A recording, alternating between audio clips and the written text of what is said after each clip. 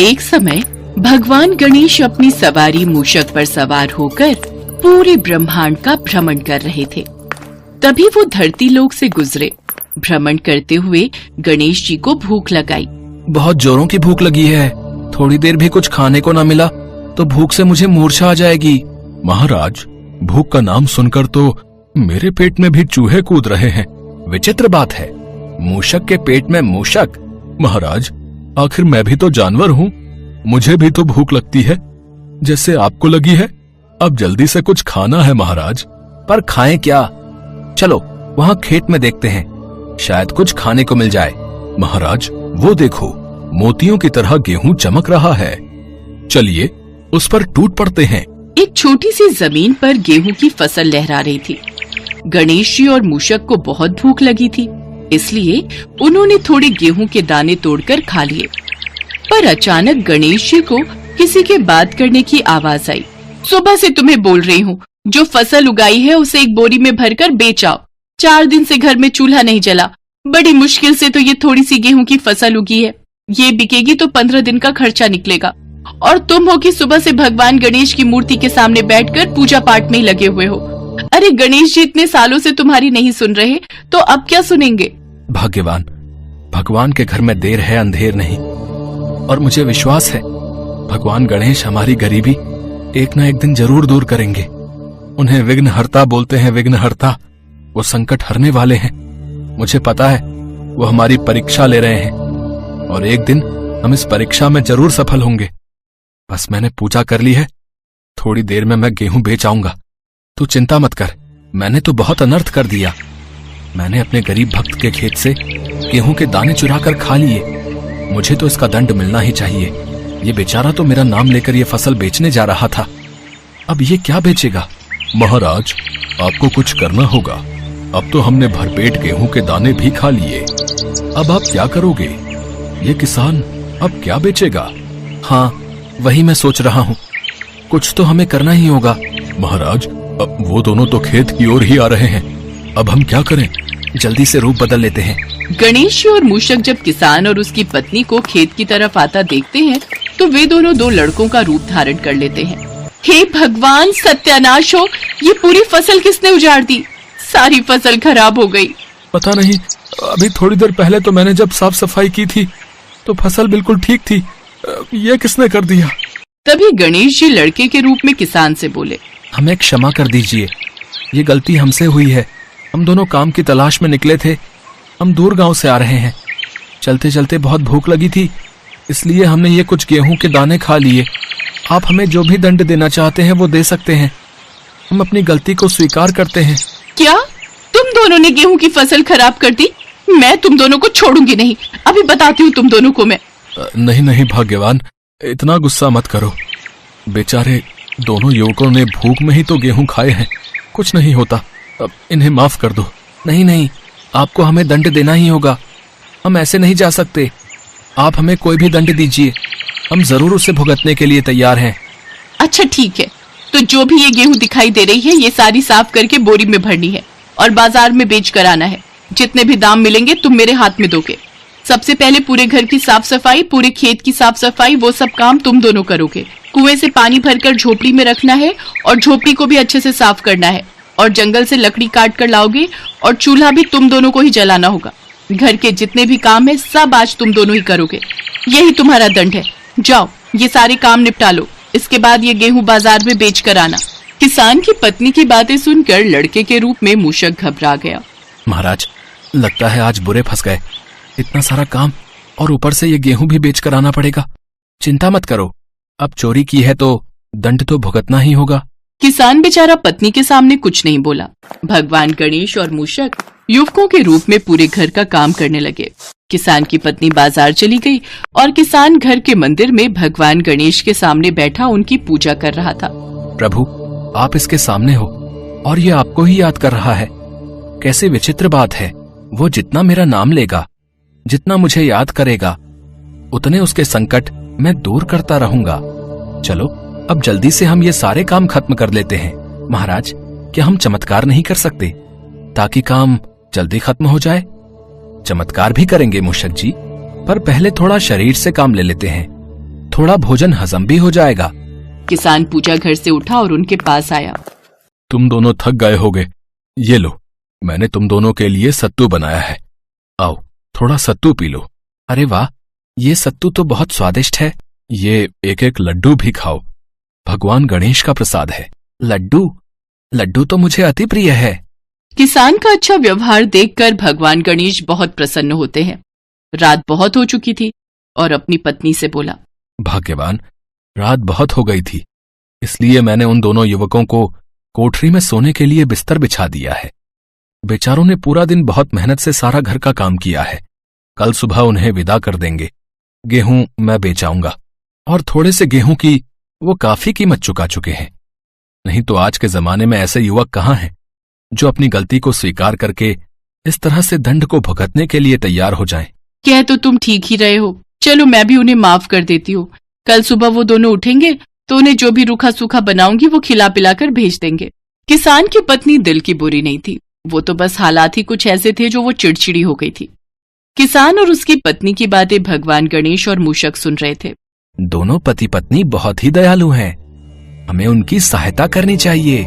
महाराज, ये चमत्कार तो आप ही कर सकते हो। आप इनके घर में धन भंडार भर सकते हो। आपने तो मेरा भी उद्धार किया था, मुझे अपनी सवारी बनाया। आप तो सभी प्राणियों पर दयालुता का भाव रखते हो।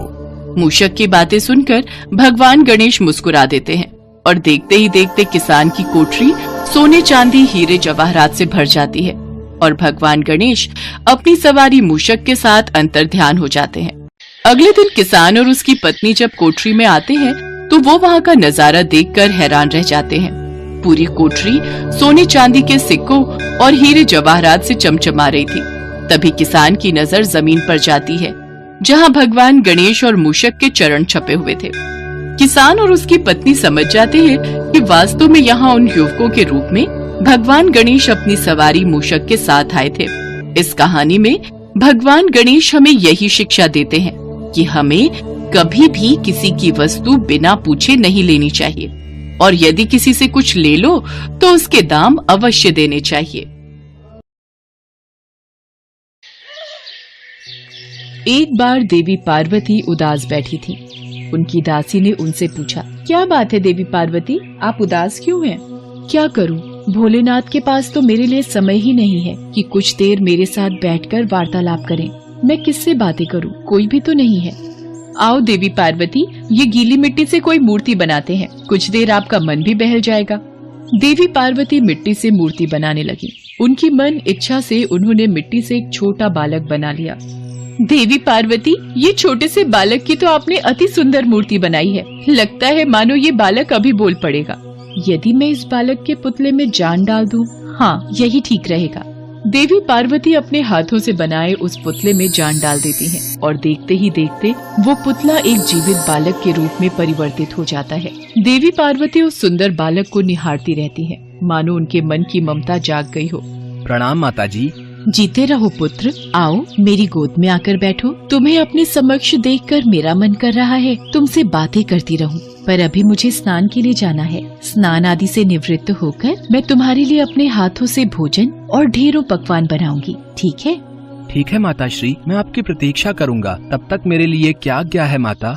तुम मेरे आने तक द्वार पर ही पहरा देना और किसी को भी अंदर आने की इजाजत मत देना। ठीक है माता श्री, मेरे होते हुए कोई भीतर प्रवेश नहीं कर पाएगा। मैं किसी को भी भीतर आने की इजाजत नहीं दूंगा। मेरा अच्छा बच्चा, मेरा प्यारा पुत्र, मैं कुछ ही देर में आती हूँ। माता श्री की आज्ञा का तो मैं डटकर पालन करूंगा। मुझे पूरा चौकन्ना रहना होगा। नंदी, ये द्वार पर कौन खड़ा है? इसे पहले तो कभी नहीं देखा। नंदी, तुम जरा जाकर पूछो ये कौन है। जो आज्ञा भगवान। बालक, कौन हो तुम? पहले तो तुम्हें यहाँ कभी नहीं देखा। मैं यहाँ का सेवक हूँ और यहाँ पहरा दे रहा हूँ। आपको क्या काम है? जल्दी बताइए, मेरा ध्यान न भटकाइए। नंदी, ये बालक तो हमारी बातों का सीधा उत्तर ही नहीं दे रहा। कोई बात नहीं, चलो हम माता पार्वती से ही पूछ लेते हैं। यहीं रुक जाओ, भीतर जाने की सोचना भी मत। भीतर जाना मना है। तुम मना करोगे हमें? हटो सामने से। हिम्मत है तो हटाकर दिखाओ। कौन हो तुम धूर्त बालक जो इस तरह से बात कर रहे हो? नंदी, भृंगी, तुम दोनों रहने दो। हम स्वयं ही भीतर जाकर देवी पार्वती से पूछते हैं। ये कौन बालक हमारे द्वार पर हमारा रास्ता रोक कर खड़ा है? रुकिए, आपको भी भीतर जाने की अनुमति नहीं है। मेरी माता श्री का आदेश है कि कोई भी भीतर न जाने पाए, और जब तक वो नहीं कहती मैं किसी को भी इस महल के भीतर नहीं जाने दूंगा। बालक, हमें क्रोध मत दिलाओ, हमारे सामने से हट जाओ, वरना हमारे क्रोध को तुम नहीं जानते हो। और आप मुझे नहीं जानते, मेरे होते हुए इस द्वार को कोई नहीं लांघ सकता। तो फिर आज हमारे हाथों तेरा वध होगा। ले बचा अपने आप को हमारे इस वार से। अच्छा, तो आप युद्ध करना चाहते हैं तो ये भी हो जाए। भगवान शिव और उस नन्हे बालक के बीच युद्ध छिड़ जाता है। उस बालक की शक्तियों को देख भगवान शिव भी हैरान रह जाते हैं। वह बालक हर वार से बच रहा था। क्रोध में आकर भगवान शिव अपने त्रिशूल से बालक का मस्तक काट देते हैं। बालक उसी क्षण दर्द से कराहता हुआ धरती पर गिर जाता है और मृत्यु को प्राप्त हो जाता है। माताश्री, माताश्री! ये तो मेरे पुत्र के कराहने की आवाज है। कहीं मेरा पुत्र किसी संकट में तो नहीं? मुझे शीघ्र देखना होगा। नहीं, ये क्या हो गया? ये अनर्थ कैसे हो गया? मेरे पुत्र का वध किसने किया? इससे पहले कि मेरे क्रोध की अग्नि से पूरी सृष्टि का सर्वनाश हो जाए, नंदी भृंगी, मुझे बताओ ये सब किसने किया? मेरे फूल से बालक का सिर धड़ से अलग कर दिया। प्रिय, ये अनर्थ हमारे क्रोध के कारण हुआ है। ये बालक हमें द्वार से भीतर प्रवेश नहीं लेने दे रहा था, इसलिए क्रोधवश हमसे ये पाप हो गया। हमें क्षमा कर दो देवी पार्वती। स्वामी, आपने एक छोटे से कोमल बालक पर अस्त्र चलाया। ये तो हमारी ही आज्ञा का पालन कर रहा था। हमने ही इसे ऐसा करने के लिए कहा था। मुझे मेरा पुत्र जीवित चाहिए। कुछ भी कीजिए, मेरा पुत्र जीवित कीजिए। पर देवी पार्वती, ये कैसे संभव हो सकता है? हमारे शस्त्र से बालक का सिर कट चुका है। अब इसे वापस जीवित करना असंभव है। देवी पार्वती के क्रोध को देखकर सभी देवी देवता वहाँ प्रकट हो जाते हैं। भोलेनाथ, इसका एक ही उपाय है। यदि इस बालक के धड़ पर किसी और का सिर लगा दिया जाए तो ये बालक जीवित हो सकता है। ब्रह्मा जी ठीक कह रहे हैं। भोलेनाथ, इस बालक के धड़ पर किसी और का मस्तक लगाकर जीवित किया जा सकता है। इस कार्य को जितना शीघ्र हो उतना ही शीघ्र कीजिए, देर न कीजिए भोलेनाथ। ठीक है, जैसा आप सब देवी देवता परामर्श दे रहे हैं, मैं वैसा ही करूंगा। नंदी भृंगी, तुम सब मिलकर पृथ्वी पर जाओ और जो बालक उत्तर दिशा की ओर मुख करके सोया हो, जिसकी माता अपने बालक से पीठ करके सोई हो, उस बालक का मस्तक काट कर ले आओ।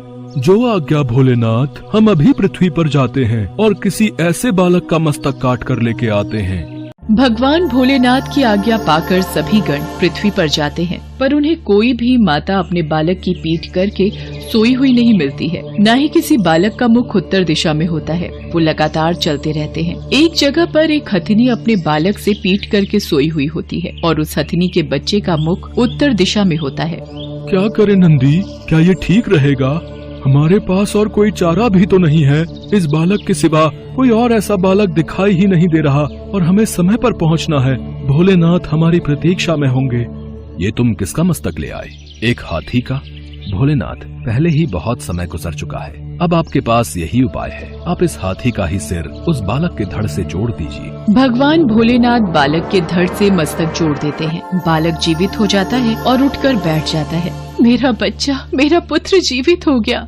माताश्री, मुझे आपके हाथों के बने स्वादिष्ट पकवान खाने हैं। बहुत भूख लगी है। आओ पुत्र गणेश, इधर आओ। आज से तुम गणेश नाम से पूजे जाओगे। सभी देवी देवता भगवान गणेश को अपना अपना आशीर्वाद देते हैं।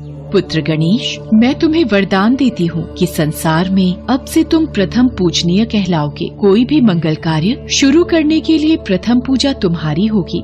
और फिर बालक गणेश सभी देवी देवताओं को नमन करते हैं और भगवान भोलेनाथ और माँ पार्वती बालक गणेश को अपने हृदय से लगा लेते हैं।